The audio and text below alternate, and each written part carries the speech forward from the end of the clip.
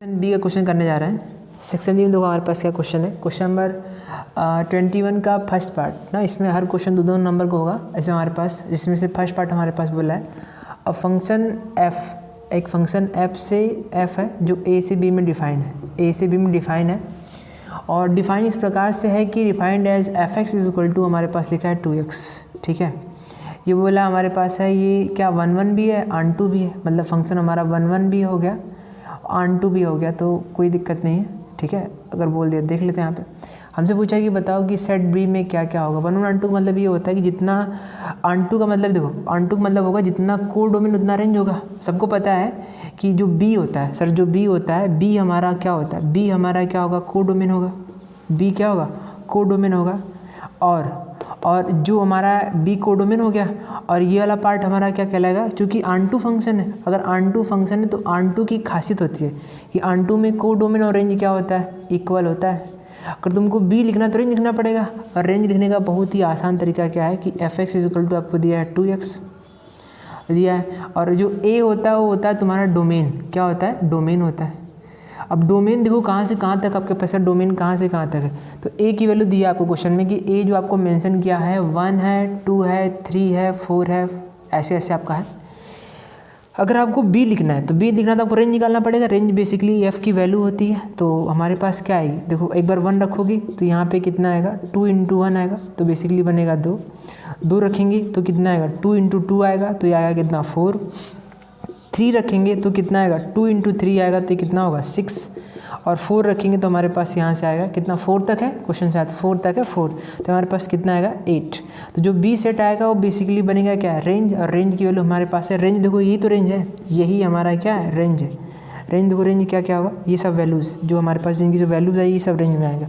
Range हमारे पास आएगा, इसकी वैल्यू आएगी 2, इसकी वैल्यू 4 4 2 4 6 8, तो यही इसका क्या हो गया रेंज हो गया। ठीक है, इस तरीके से हम आगे बढ़ेंगे। अब क्वेश्चन नंबर 21 का बी पार्ट देखो, बी पार्ट हमारे पास बोला क्या कि इसमें और करके क्वेश्चन दिया हुआ है कि साइन इनवर्स साइन 3π/4 कास इनवर्स कास 3π/4 1, ऐसे लिखा हुआ है।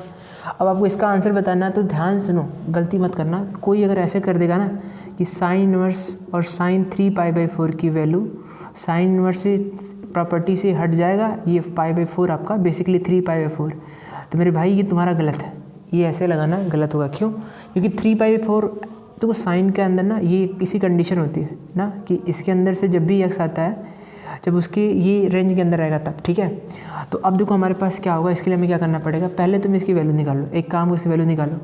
तो साइन 3π/4 सबको पता है कितना होता है, देखो साइन 3π/4 कितना होगा, जिसको एकदम नहीं पता मैथ सिंपल सा बताता हूँ।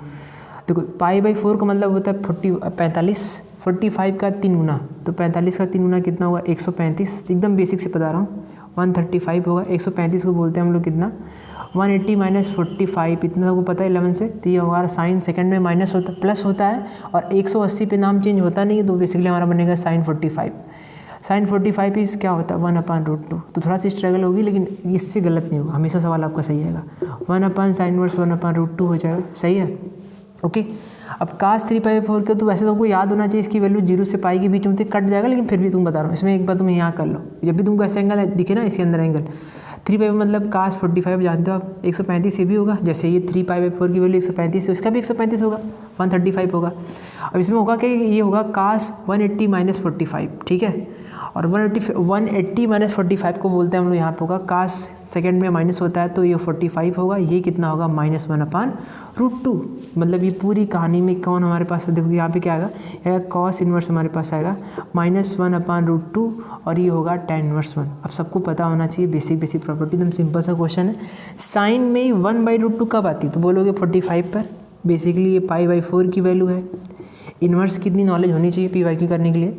हाँ, एक और बात कि कास के अंदर अगर आपका माइनस होना मेरे भाई, तो इसकी प्रॉपर्टी होती है pi minus cos inverse x, ये आप लगा सकते हो। तो ज़रा देखो ये -1/√2 है, तो इसको आप लिख सकते हो क्या pi minus cos inverse 1/√2। Oh shit, यहाँ पे आपको पता है यहाँ पे क्या, यहाँ आपका 1 था, सॉरी ओके अब देखो यहाँ पे 10 के अंदर 1 कब आता है तो बोलोगे 45 से भी π/4 आपका हो जाएगा, सिंपल हिसाब हो गया। तो बोलो अभी होगा π/4, ये होगा पाई और ये हमारे पास होगा, ये कितने की वैल्यू पता है, कास के अंदर ये भी π/4 ही होता है। तो बेसिकली ये भी π/4, क्योंकि कास की 45 पे वैल्यू ही 1/√2 आती है, 45 बोलते हैं π/4। तो इतना सबको आता है π/4 π/4, तो π/4 से π/4 कट जाएगा। एलसीएम लेके आप इसको बना लो, तो 4 × 1 ये हमारे पास होगा, ये होगा इधर होगा पाई, इधर होगा 4π, तो पाई और 4π मिला कितना हो जाएगा 5π/4। इसका आंसर होगा 5π/4 बस जी, ठीक है। हाँ क्वेश्चन नंबर 22 देखो सब लोग, 22वां देखो क्वेश्चन हमारे पास क्या बोला है, ये बोला है कि फाइंड ऑल वेक्टर्स। अब थोड़ा तुम्हारे यहाँ कान खड़े होने चाहिए कि ऑल वेक्टर का मतलब क्या है। यहाँ पे देखो, यहाँ पे ऑल वेक्टर्स का मतलब क्या होता है, मतलब इसमें एक ज़्यादा वेक्टर होगा। अब ध्यान सुनना क्या हमारे पास है, जिसका मैग्नीट्यूड हमारे पास कितना है 3√3। तो पहली बात देख लो सर, ये मैग्नीट्यूड हो गया। तो लेट्स से को वेक्टर हमारे पास मैग्नीट्यूड मैं मान लेता हूँ वेक्टर ए है, और जिसका मैग्नीट्यूड को आप ऐसे लिखते हो क्या, याद है ऐसे लिखते हैं, बार लगा के 2 बार के अंदर आप लिख दोगे, तो 3√3 हो गया, 3√3 हो गया। अब बोला है विच इज़ कोलिनियर वेक्टर, सबसे इंपॉर्टेंट लाइन ध्यान सुनना, जो कि which are collinear to vector i cap j cap k cap, ये सबसे इंपॉर्टेंट लाइन। तो क्या हमारे पास होगा, तो कोलिनियर मतलब क्या होता है, एक लाइन है ना, एक लाइन, ये मान लो एक हमारे पास ये वेक्टर है ना, ये वेक्टर जो हमारे पास क्या है, ये हो गया i cap j cap k cap. मेरे भाई ध्यान सुनना, यहाँ पे गलती बहुत सारी होती है। तो कैसे कोलिनियर मतलब क्या होता है, इस वेक्टर के साथ कोलिनियर होना चाहिए। इसका मतलब पता है क्या कोलिनियर मतलब हो गया, कि जो तुम्हारा ए वेक्टर होगा वो इस वेक्टर के या तो देखो, या तो ऐसे लाइन पे आगे आ जाए तो भी तुम्हारा वेक्टर ऐसे बन सकता है, वेक्टर ए ऐसे बन सकता है, या फिर इस वेक्टर का क्या बन जाए, उल्टा हो जाए, तब भी क्या इसके क्या होगा, कोलिनियर होगा। इसका मतलब क्या हो गया, इसका मतलब हो गया कि इस वेक्टर पर, इस वेक्टर की लाइन पर ना, इस वेक्टर की लाइन पर जहाँ कहीं भी वेक्टर होगा वो कैसा वेक्टर होगा, कोलिनियर। अब कोलिनियर में 2 पॉसिबिलिटीज़ है, एरो ऊपर बनी एरो नीचे बनी, मतलब जो वेक्टर बनेगा उसमें 2 आंसर आना चाहिए, एक प्लस में आंसर आना चाहिए, एक बार माइनस में। क्यों, कि अगर तुम कोलिनियर बोल रहे हो तो कोलिनियर से आपका एक एरो के साइड में चलेगा, एरो के साथ चलेगा, एरो का बीच चलेगा। जब एरो के साथ चलोगे तो आपका ये प्लस में चलेगा, एरो के बीच चलोगे तो ये कैसा हो जाएगा, माइनस में हो जाएगा। अब मैग्नीट्यूड का तो माइनस कर नहीं सकते हो। अब सबको पता होना चाहिए कि वेक्टर का, देखो किसी वेक्टर को लिखने के लिए हमें क्या चाहिए, वेक्टर लिखने के लिए हमें चाहिए कि फॉर्मूला होता है A cap is equal to क्या होता है, vector A is equal to vector A का मैग्नीट्यूड। सबसे सिंपल सी हिसाब, ठीक है। इसको इधर लेके जाएंगे, हमने क्या किया है कि यहाँ पे लिख दिया A cap, A vector is equal to क्या हो गया, ए का कैप इंटू ए का मैग्नीट्यूड। अच्छा, इसमें एक वादा होता है कि इसको याद रखना कि ये कभी नेगेटिव नहीं होता, this thing is always positive, magnitude हमेशा प्लस में होता है। तो जिम्मेदारी जो है वो किसके पास आएगी, कैप के पास आएगी। अब कैप की जिम्मेदारी कौन है, जो कैप का मतलब होता है डायरेक्शन देना, डायरेक्शन कौन देगा, ये देगा। अब कैप कैसे निकालते आपको पता होना चाहिए। कैप निकालने का एक ही तरीका होता है कि जो भी वेक्टर आपको दिया जाए उसको लिखो आई कैप जे कैप के कैप, और साथ में उनके कोफिशिएंट्स, जो आई के कोफिशिएंट यहाँ पे कितने हैं 1, जे कोफिशिएंट कितना है 1, के का कितना है 1 1 1 1, 3 बार हमारे पास हो गया। तो ए कैप हमारे पास वो क्या आएगा, ये आएगा आई कैप जे कैप, ये कितना आएगा के कैप, ये कितना होगा 1 + 1 + 1, तो कितना आएगा √3 आएगा। ओके, अब ध्यान देना है कि इस रूट, इसमें आपका डायरेक्शन सिर्फ एक ही तरफ का आया, सिर्फ कहाँ का है, प्लस का। अब तुमको ध्यान देना है कि ऑल वेक्टर्स बोला, इसका मतलब आपको डायरेक्शन दोनों का ध्यान देना है, नहीं तो आपका पूरा कंप्लीट क्वेश्चन का आंसर नहीं होगा।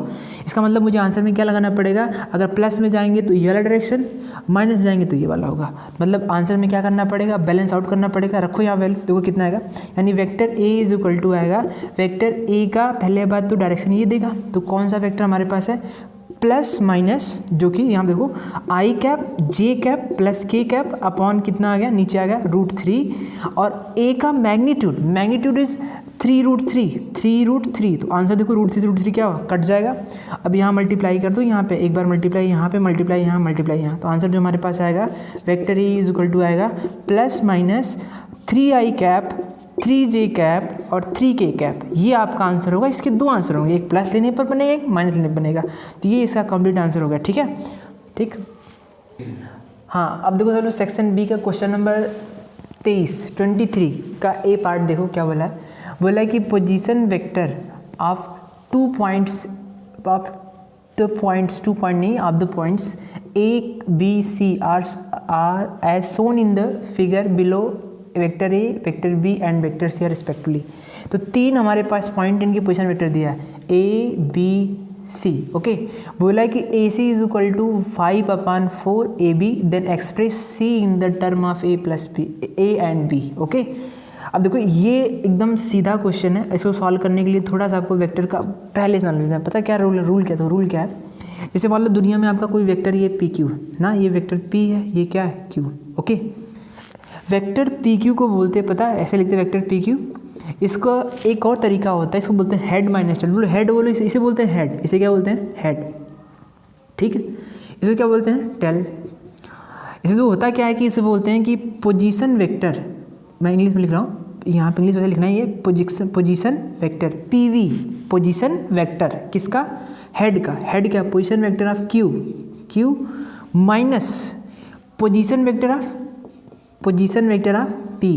किसी भी वेक्टर को लिखने का ये बेसिक तरीका तुमको मालूम होना चाहिए वेक्टर पढ़ने में।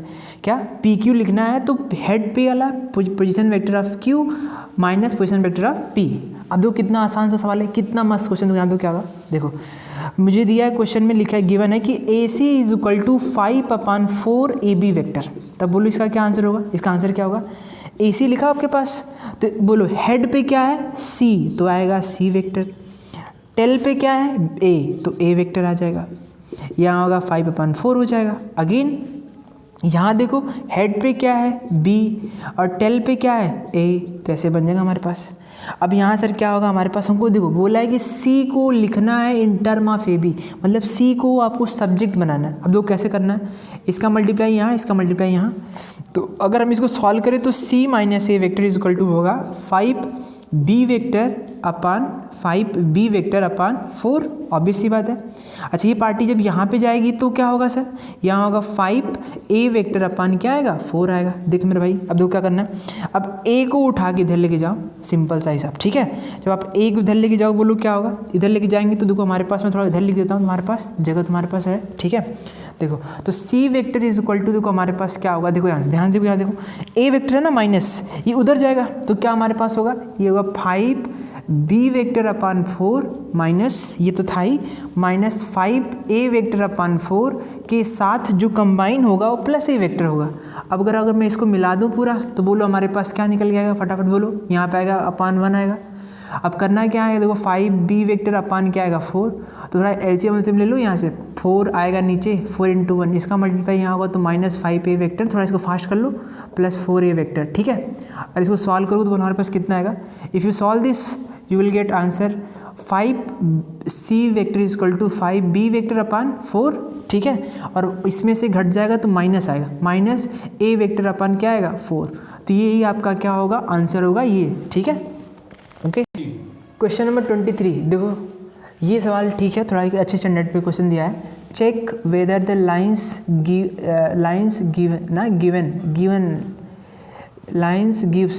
गिवन लिखना चाहिए यार, गिवन बाय द इक्वेशन। हमारे पास जो क्या क्या इक्वेशन दिया है हमारे पास, देखो अब ध्यान देना बच्चे, ये आधा बच्चे गलत करेंगे कि ये लाइन की इक्वेशन कैसे दिया है। देखो ये x is equal to 2 lambda plus 2 दिया है पहला, देन y के बारे में बताया है क्या? 7 लैम्डा प्लस 1, और z के बारे में हमारे पास बताया है कि -3 लैम्डा माइनस 3। दो करना क्या है यहाँ पे? करना ये है तुम्हें कि पहले लैम्डा को अकेला करना है, तो यानी क्या होगा? x को इधर लेके आओगे, -2 को इधर लो, -2 हो जाएगा, ये 2 लैम्डा होगा, मतलब हमने एक जुगाड़ लगाया है कि x - 2/2 is equal to lambda. एक सक्सेस आपको मिली। ओके, द नेक्स्ट इज़ कि आपको इसमें लैम्डा को अकेला करना है, तो इसके लिए क्या करेंगे? y - 1 is equal to 7 lambda. अगर आप इसको सॉल्व करो तो आएगा y - 1/7 ना, ये होगा लैम्डा, ये आपका बन गया 2। तो थर्ड इज़ कि अगर मैं इसको इधर लाऊँ तो कितना होगा? ये हमारे पास आएगा तो z plus 3 is equal to -3 lambda. अगर मैं इसको नीचे लेके आऊँ तो यहाँ पर होगा z plus 3 upon -3 is equal to lambda. पूरी कहानी क्लियर हो गई? तो देखो ध्यान से, ये देखो तीनों लैम्डा, ये भी लैम्डा, ये भी लैम्डा, ये भी लैम्डा। तो मैं कह सकता हूँ कि इक्वेशन ऑफ लाइन जो होगी ना भाई, देख मेरे भाई, इक्वेशन ऑफ लाइन जो तुम्हारे पास होगी वो पता क्या होगा? ये होगा x - 2/2, y - 1/7 और z प्लस 3/-3, ये होगा लैम्डा। अब सबको पता होना चाहिए बेसिक 3D का क्वेश्चन, सिंपल सा क्वेश्चन। ओके, देखो ये बताता है नीचे वाला लाइन की इसकी डायरेक्शन क्या है। तो यहाँ मुझे देखो डायरेक्शन वेक्टर क्या मिलेगा, डायरेक्शन जिससे मिलेगा वो कौन सा हमारे पास? एक है 2 i कैप, एक आएगा मेरे पास +7j, एक आएगा -3k। जैसे मैं इसके साथ कहानी चलाया हूँ सेम टू सेम आपको लाइन 2 के लिए भी वही करना होगा। देखो यहाँ पे ध्यान से कैसे दिया है, ध्यान देख लो, यहाँ पे कैलकुलेशन मिस्टेक नहीं होनी चाहिए। x इज इक्वल टू है -μ, ये म्यू है ना, ये मेरा थोड़ा लिखने स्टाइल ऐसे म्यू होता है, म्यू, ये म्यू -2। अब वो करना क्या है, आप इसको इधर लेके आओगे तो आपके पास पता कितना बनेगा, x + 2 इज इक्वल टू -μ। अब तुमको पता है एक इसमें हिडन की स्टोरी है, क्या होगा कि यहाँ पे मान लो 1 छिपा है, 1 छिपा है तो इसको स्टैंडर्ड फॉर्म बनाएंगे तो क्या आएगा, x + 2/-1 is equal to mu. पहले तुमने एक काम को सेट कर लिया, मैंने कहा जैसे इसे सेट होगा वैसे y का भी मैं सेट कर सकता हूँ। तो y इज इक्वल टू मेरे पास है 2μ + 8, आप इसको इधर लेके आओगे तो कितना आएगा, ये आएगा y - 8 इज इक्वल टू होगा 2μ। अगर मैं डिवाइड करूँ तो क्या आएगा, y - 8/2 इज इक्वल टू क्या आएगा, म्यू। एक और स्टोरी हमारे पास आ गई। थर्ड पॉइंट इज हमारे पास दिया है कि z इज इक्वल टू दिया है क्वेश्चन में, देखो 4μ + 5। अगर आप इसको इधर लेके जाओ तो क्या बनेगा, इधर लेके जाएंगे तो z - 5 is equal to 4μ। If you solve this you will get z - 5/4 is equal to क्या हो गया, म्यू। अच्छा सर, अब तीनों को मिलाओ, देख मेरे भाई तीनों मिलाओ तो यहाँ से क्या आएगा, यहाँ आएगा x + 2/-1, इधर से आएगा y - 8/2, इधर से आएगा z - 5/4 is equal to mu. अगर आप देखो इसमें कौन सा वेक्टर डायरेक्शन देगा, तो ये नीचे तो देख रहा है, नीचे वाला वेक्टर यही डायरेक्शन देता है, तो इसकी डायरेक्शन मिलेगी हमें यहाँ से -i। देखो यहाँ से कोफिशिएंट बन जाएगा, यहाँ होगा 2j और यहाँ पे कितना आएगा +4k बनेगा साहब। अब देखो अगर ये दोनों वेक्टर, अगर ये दोनों लाइनें पैरेलल है, सॉरी परपेंडिकुलर है, तो इनका डॉट क्या होना चाहिए, 0 होना चाहिए। अगर 0 होगा तो परपेंडिकुलर होगा, वरना 0 नहीं होगा। अगर परपेंडिकुलर नहीं होगा तो 0 नहीं होगा। हमें यही चेक करना है, ले आओ वही चेक करते हैं। तो अगर मैं इसको चेक करूँ तो मेरे पास क्या है, b1, थोड़ा जगह बनाते हैं, b1.b2। देख मेरे भाई b1 कितना हमारे पास है, ये है 2i, ये हमारे पास है 7j -3k, डॉट लगाना है b2 हमारे पास कितना है -i और +2j अब +4k। अच्छा सर क्लोज कर दिया हमने। अब क्या करना है सर, यहाँ पे डॉट देख लेते हैं, तो यहाँ पे कोफिशिएंट 1 है, तो यहाँ पे 2 इंटू, देखो 2 इंटू -1 क्या होगा, -2 होगा, इतना समझ सकते हो सब लोग। अच्छा 2 का मल्टीप्लाई 7 में, तो 7 2 जा 14 हो गया, ये भी सही है आपका, और 4 3 जा 12 हो गया, तो -12 होगा। -12 और -2 कितना होता है, -14, ये +14 हो गया 0। इसका मतलब समझ में आया क्या, इसका मतलब होगा b1.b2 इक्वल टू 0। इसका मतलब होगा लाइन्स आर परपेंडिकुलर, लाइंस क्या होंगी, परपेंडिकुलर होंगी। ये हमें क्या करना था, चेक करना था, जो कि ट्रू है। ठीक है।